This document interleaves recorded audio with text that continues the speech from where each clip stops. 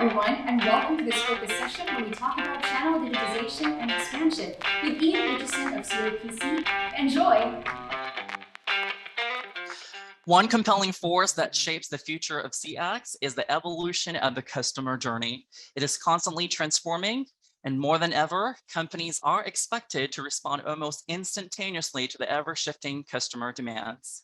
Today, we probe into what influences emerging CX trends and what it will take for companies to stay on top as we learn about channel digitization and expansion.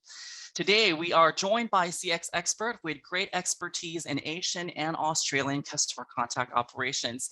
With over 20 years in the customer contact industry, his career has been marked by the consistent delivery of quality, service, and process improvement that is hallmark of the COPC standards. His industry expertise includes technology, financial services, telecommunications, government, collections, credit card, and insurance industries. In addition to leading the Asia Pacific region, he has provided training and consulting advice to more than 25% of the world's top 50 brands. He's a senior auditor for the COPC CX standard and is a qualified Six Sigma trainer. I'm delighted to bring you, friends, Mr. Ian Aitchison, CEO of the Asia Pacific region of COPC. Hi, Ian. Welcome to our conversation today. Hey, thanks, Dan. Thanks for having me on.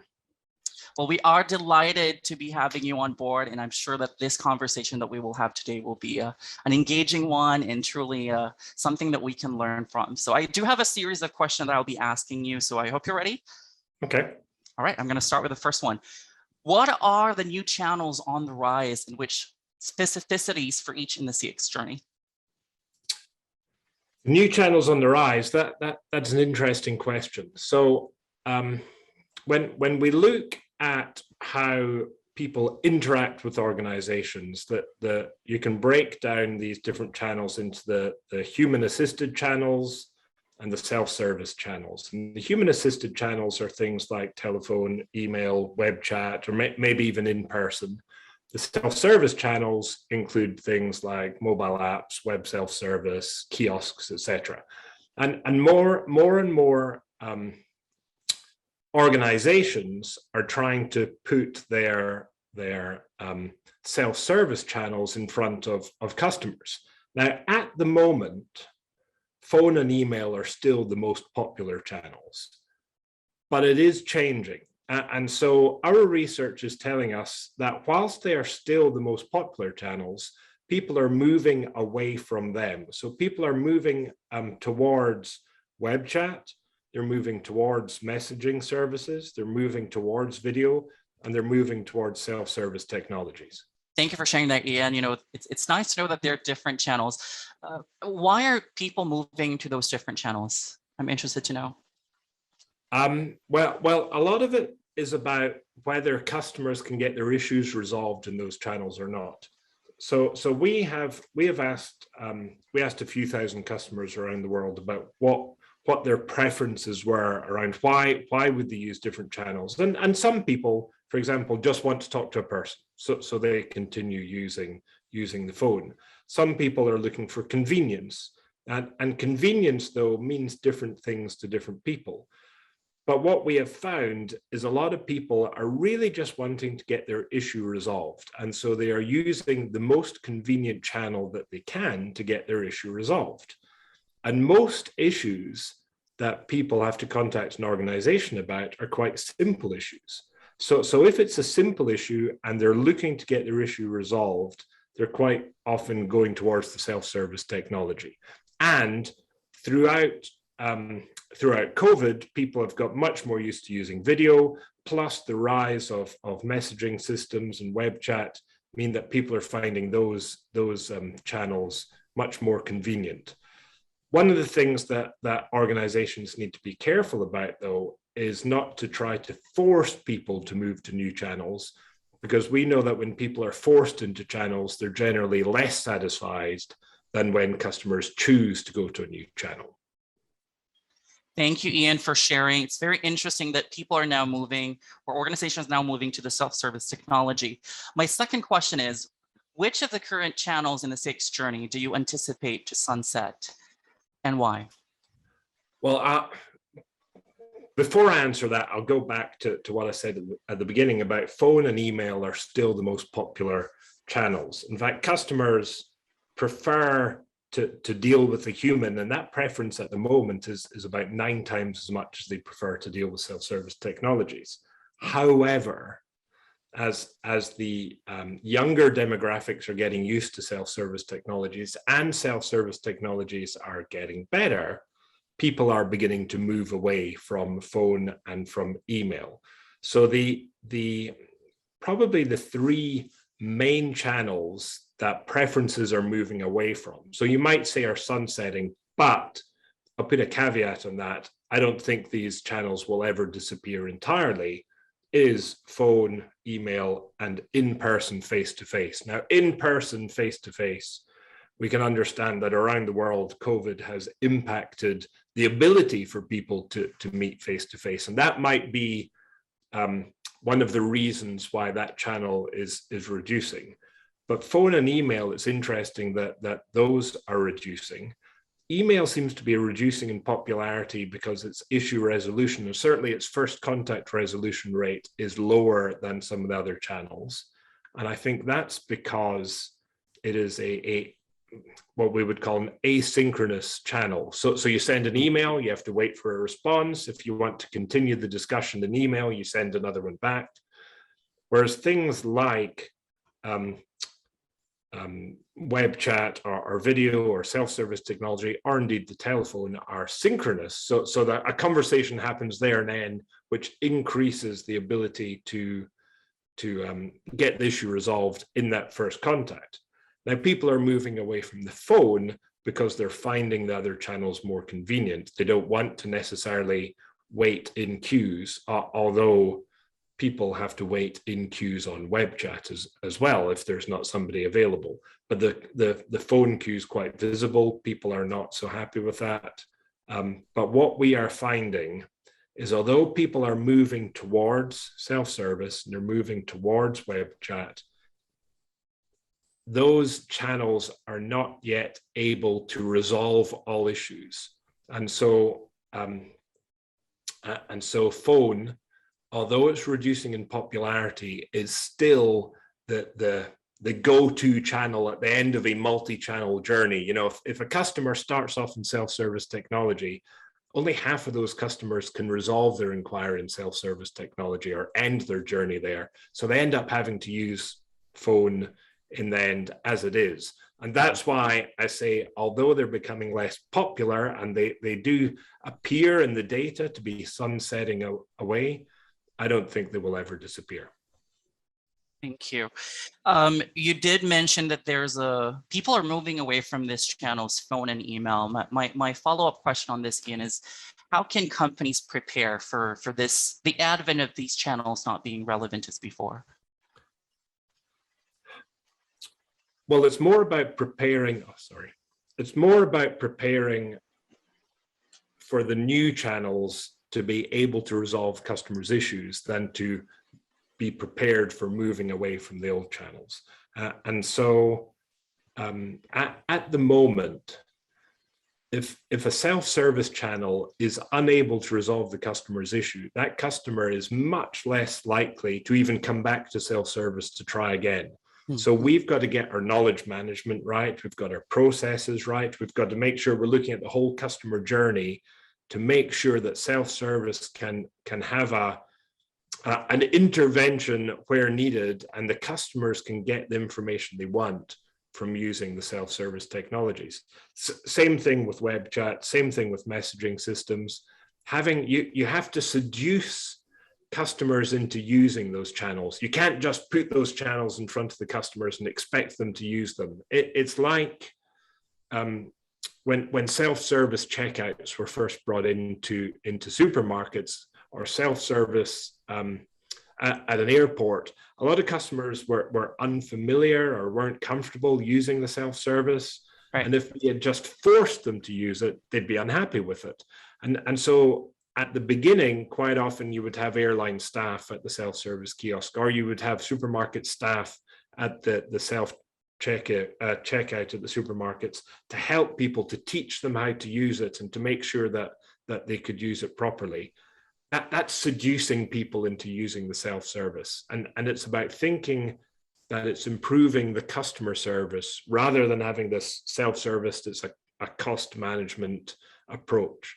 And so that's what people have got to prepare and get ready, that as more and more inquiry types move from, for example, the phone to self-service, we've got to make sure that the self-service can actually resolve those inquiries. And that might mean teaching the customers how to use it better.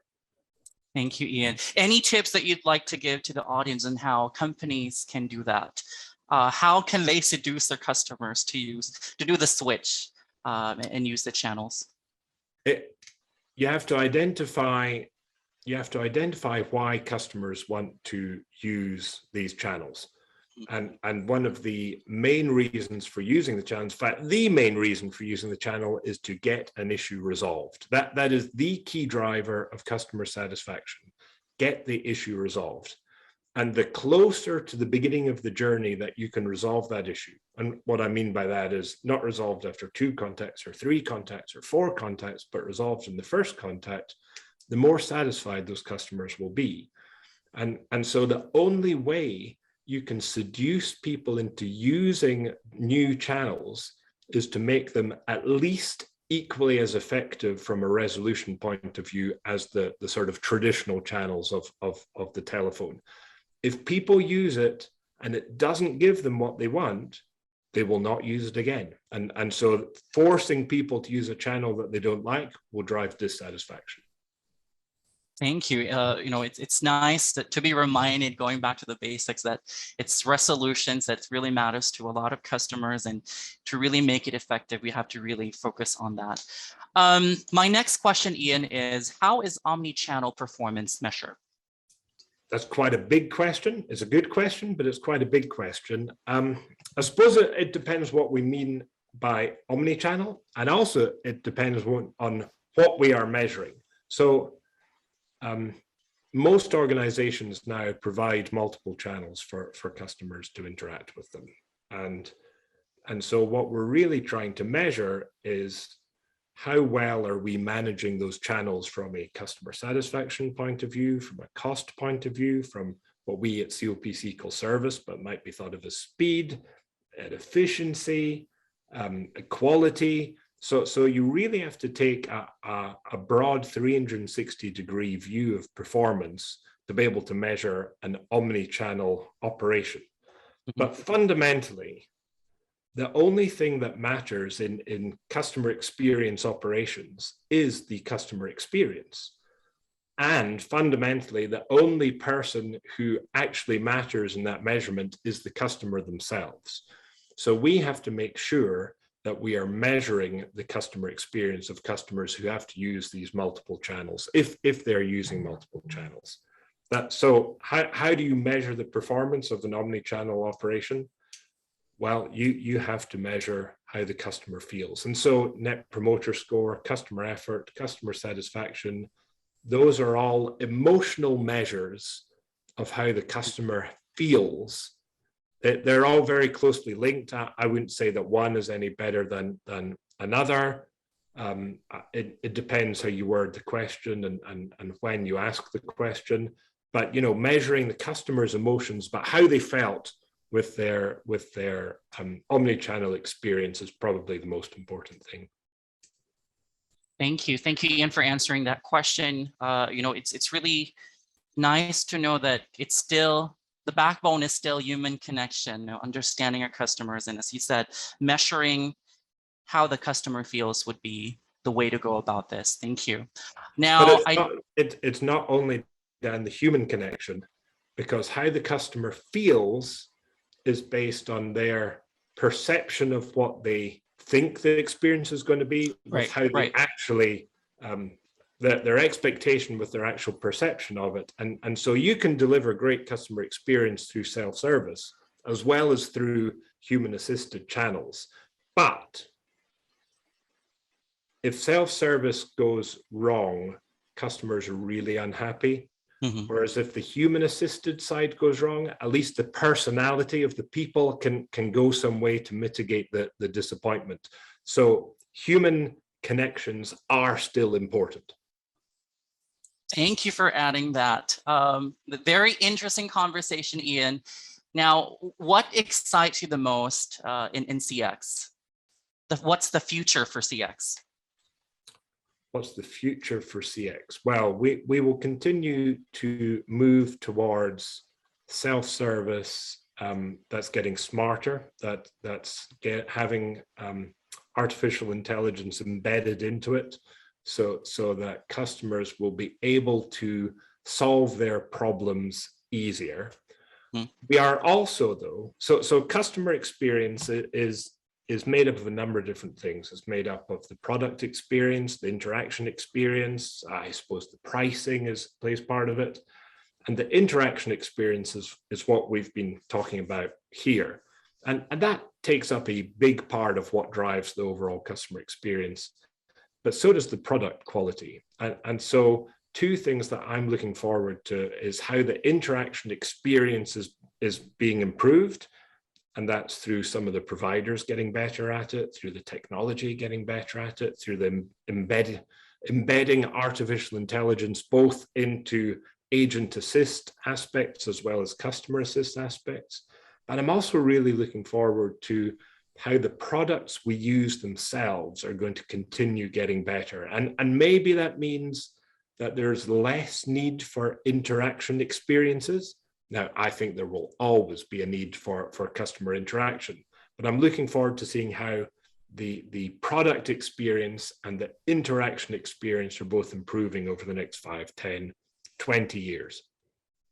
Thank you. So many exciting things. And I'm sure, with what's happening right now with the technology and the times, there's so many things that's still going to happen. And it's interesting to really know that there's more for CX. And it's still not written, that it's still out there. So many things to still do, apply, learn. And I do have two more questions, but this is not within my script. I always like to have this kind of conversation with our esteemed guests. So my first question is, can you share with our audience, Ian, is there like a memorable CX experience that you could share to everyone? Since you've been doing this for years now and you know the heart of CX, but can you share to everyone an experience that you have that you certainly say is truly remarkable? I could probably share a couple of experiences, and one which might seem quite mundane, but it stuck with me for the 2 years since it happened. I bought a new car a few years ago and transferred over the old car, but my insurance didn't stop. And so after a couple of months, I saw that my monthly premiums were still being paid in a car I no longer owned. And previously in my life, I'd had to deal with insurance companies, and it wasn't necessarily painful, but it was complicated. You had to talk to people to get things done. Anyway, I went online with my provider, and the ability to fix that problem was so easy.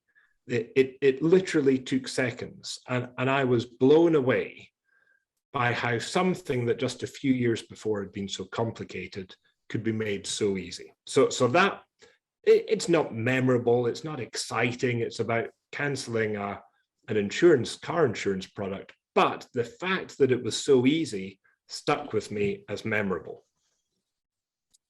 Thank you. I wish we all have that kind of experience, with the companies that we partner with and work with, and that's really the game, feeling happy about the service. And one last question, Ian. If you will describe CX in one word, I know it's composing of 2 words, but just if you're going to encapsulate it in one word, what would that word be for you? Evolving. Thank you for answering my question, Ian. I've learned a great deal from our conversation today. And one of those is that customer expectations will never stop evolving, and this go with our ever-changing demands. And it really makes it crucial for companies to start listening, to start paying attention and heed what the customers are looking for. And that is key to a truly memorable customer experience. Thank you very much, Ian, for joining us in our conversation today. And I can't wait for us to have this conversation again in the future. And to our audience, thank you for joining us. We will see you again in the next conversation. Bye for now. Thank you for joining us on this session of Transformative CX Talks. We have more discussions from esteemed CX leaders, so make sure to check out all our videos to learn more about the CX industry.